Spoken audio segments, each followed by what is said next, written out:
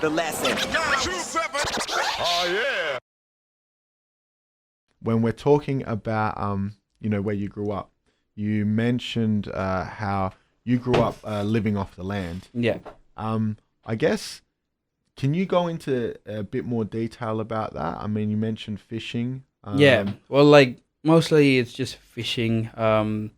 Me and my little brother used to just like wake up 6 o'clock in the morning. We'd get our bags, hand lines, spear, go for a walk.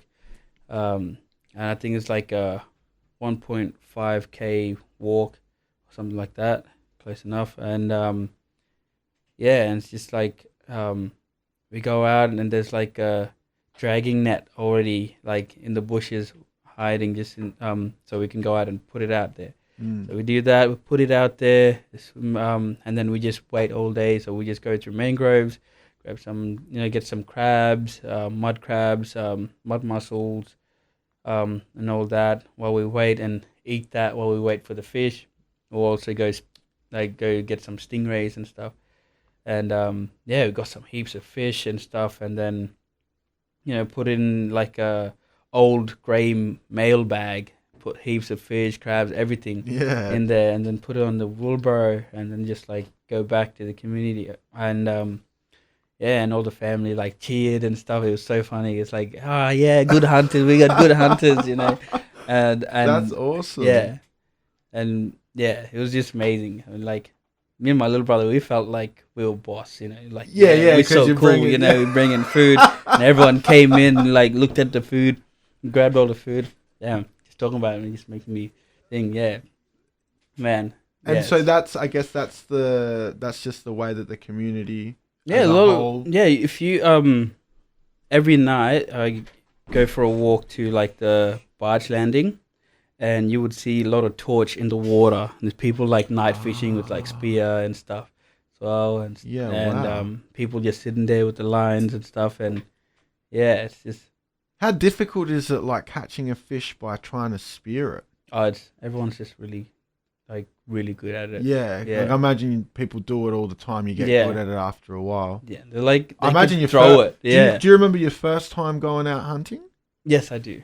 How was that? Was that like difficult? I nearly got pulled in by I don't know what it was, but I had a line and some big fish took it and and I just went flying. Wow. Yeah. I was like flying on the sand. I was like, I was like screaming out to my dad. Dad grabs it and just pulls in this big stingray. And they're so hard to fight, stingrays. Yeah. And I was just like, wow, this is so scary. Yeah. And then so how how easy or difficult was it transitioning from, I guess, your traditional sort of lifestyle to, when you've gone to boarding school and then, you're here? Is a bit of a change, obviously. Yeah, it was, quite a big change, but I got used to it because on holiday, like school holidays, we would go back to the community and stuff, and then kept going. So you always stayed in touch, and you've always had that. Yeah, and I had like all the cousins as well was going to the same boarding school, so I had all the family as well at boarding school. So it was kind of like otherwise I would have been homesick. My first day going there, I would have probably said, nah, I'm leaving straight next week. Back. Straight away, because you had a bit of crew family there. And I was like, cool, hanging out with all my the cousins that you're like always hanging out with. Just going to the same boarding school, nothing can go wrong. But as soon as when I went to performing arts school, it was just a whole different, because it was just by myself. I didn't know anyone. First 2 days, I literally cried and called my auntie, and she said, "No, just stay there just for 1 month and see what happens. And if it's still like bad, we'll book you a flight and you can come back." So I stayed for 1 month. 1 month later, they called me. I was like, "What are you talking about?" So shout outs to your auntie. Yeah.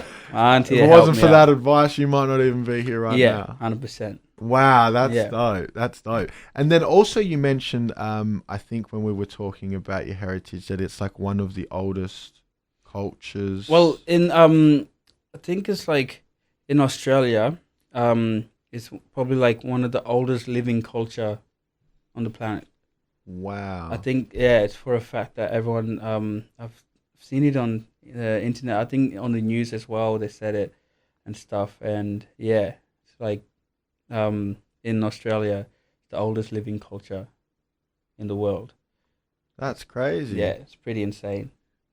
No shit. And so how do you pronounce first of all the area that you're from? How do I pronounce Northeast Arnhem Land. Northeast Arnhem Land? Yeah. But then it would have its indigenous name? Or No, Northeast Arnhem Land is like the whole region. Okay. Yep. But then Within where that I'm from, region, yeah, you've there's got- like different communities, but I'm in one of the communities, the island. It's Millingimby is I think the English name, and Yurui is the traditional name. Yeah, okay. And then you guys have your own language, your own dialect. So in the Arnhem Land region, there's different languages as well, in the West Arnhem as well. But in Arnhem Land, in Northeast Arnhem Land, they have one language, but in that one language, there's 15 different dialects in there. So but the most common one that's spoken is Jambarapuingo. It's the most spoken. Okay. But Yulngomata is the language. Yulngomata, yes. Okay, so then you got a language, but then within it you've got like multiple different dialects. So they're like different versions of that one language. Yeah. So then does that mean that people speak different dialects? Yeah, but everyone can understand what everyone's saying. Yeah, wow. Yeah. That's so different to English. It's pretty crazy. I mean, I can speak like nearly 5 of those different dialects, but then I also know my mother's side language is a whole different language as well. Yeah, right. Yeah. And then so when you're rapping, are you incorporating English with just one other dialect? Yes. So okay, so it's not English with like multiple. Yeah.